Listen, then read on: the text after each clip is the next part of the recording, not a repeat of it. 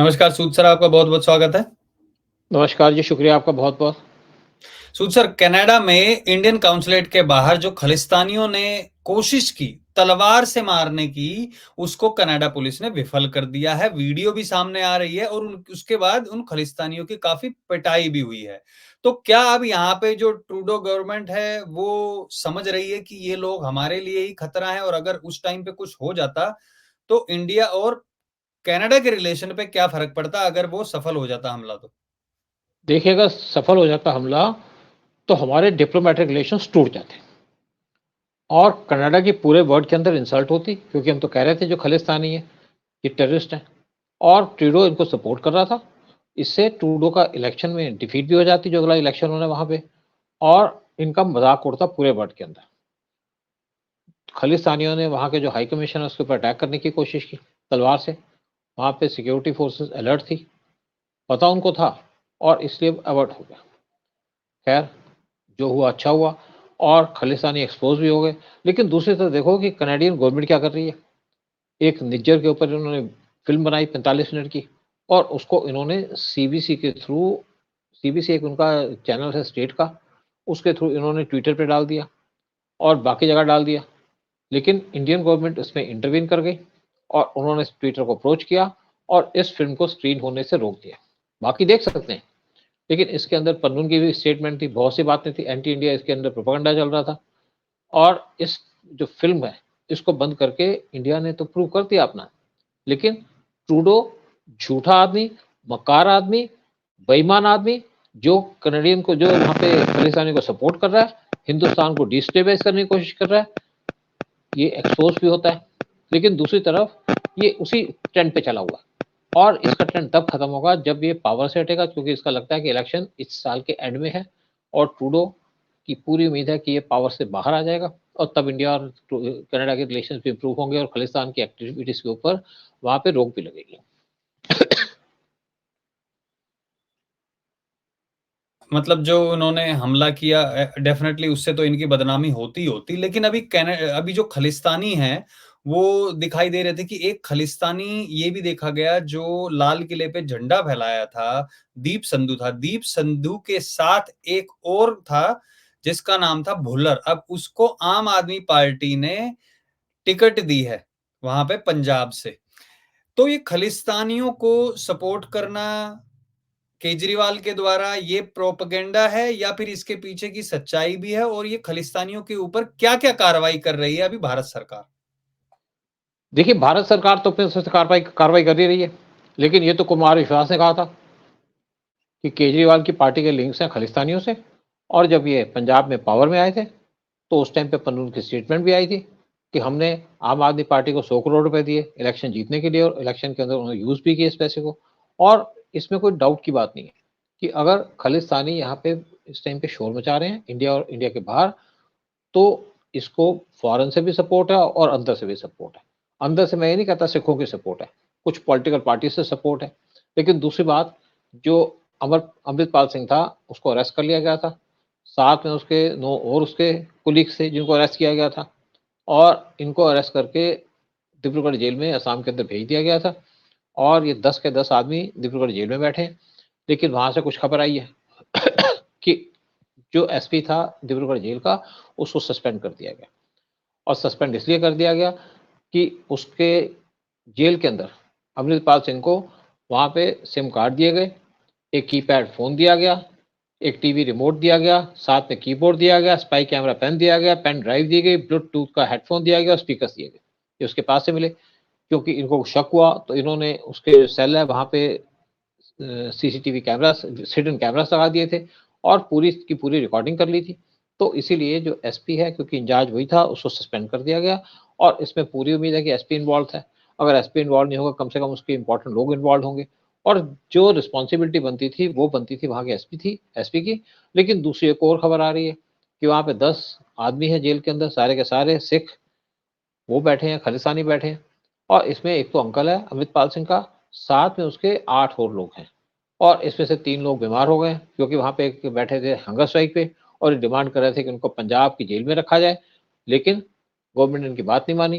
तो 3 आदमी वहाँ पे इस टाइम पे वहाँ पे एडमिटेड है हॉस्पिटल के अंदर और उनकी हालत ज़्यादा अच्छी नहीं है, अच्छा सेहत तो खराब सूचना हो गई है। ये दिल्ली की जेल में थे, तिहाड़ में थे, राइट?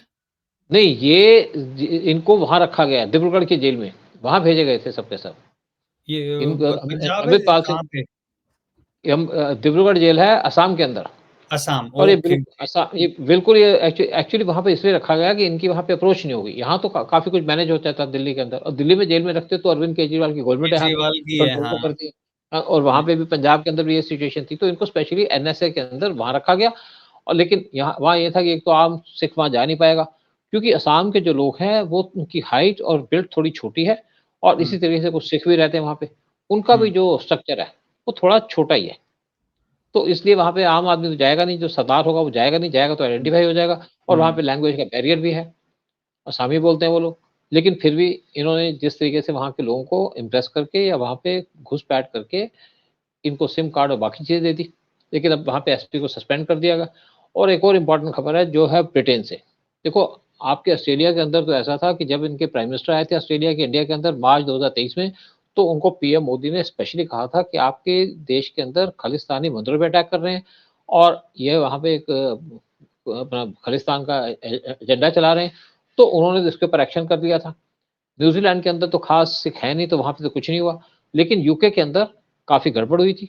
मार्च महीने के अंदर इन्होंने ब्रिटेन के अंदर जो इंडियन एम्बेसी है, इंडियन हाई कमीशन है, वहाँ पे घुस कर के फ्लैग उतार लिया था और बहुत हंगामा किया था वहाँ पे। लेकिन ब्रिटेन सरकार इसके ऊपर कोई एक्शन नहीं लिया। जब उन्होंने कोई एक्शन नहीं लिया, तो इंडियन गवर्नमेंट ने जो यहाँ का हाई कमिश्नर ब्रिटेन का इंडिया के अंदर, दिल्ली के अंदर, उसके घर के बाहर टॉयलेट बना दिया। और तब उसको समझ में आया कि हमको कुछ करना तो पड़ेगा, और तब ब्रिटेन ने कुछ काम स्टार्ट किया। और अब रिसेंट एक खबर आ रही है कि ब्रिटेन के अंदर वहाँ पे खालिस्तानियों के जो बैंक अकाउंट्स हैं, वो सीज़ कर दिए हैं। और ऋषि सुनक की गवर्नमेंट ने 300 बैंक अकाउंट्स खालिस्तानियों के सपोर्टर्स के वो सीज़ कर लिए हैं, और 100 करोड़ रुपया इसमें से उन्होंने अपने कब्ज़े में ले लिया है। और साथ में गुरपंत सिंह पन्नू, उसका भी जो अकाउंट था, और साथ में एसएफजे का अकाउंट उसको भी सीज़ कर लिया, क्लोज़ कर दिया। साथ में 5,000 दूसरे बैंक अकाउंट्स, उसको एग्ज़ामिन किया जा रहा है। और इससे पहले जब ऋषि सुनक इंडिया के अंदर आए थे G20 के समिट के लिए सितंबर 2023 में, तो उन्होंने कहा था कि प्रो खालिस्तानी एक्सट्रीमिस्ट, इनको किसी भी तरीके से यूके के अंदर एक्सेप्ट नहीं किया जाएगा। लेकिन मुझे लगता है कि देर इसलिए हो गई कि शायद यूएस और कनाडा इस फेवर में थे कि खालिस्तानियों के खिलाफ एक्शन न लिया जाए। लेकिन अब ब्रिटिश गवर्नमेंट ये एक्शन में आ गई है, और खालिस्तानी की जो एक्टिविटीज़ हैं उनको इन्होंने रोक लिया है, और साथ में बहुत से लोगों को अरेस्ट करने की बात भी की जा रही है कि बहुत से लोगों को वहाँ अरेस्ट किया जाएगा।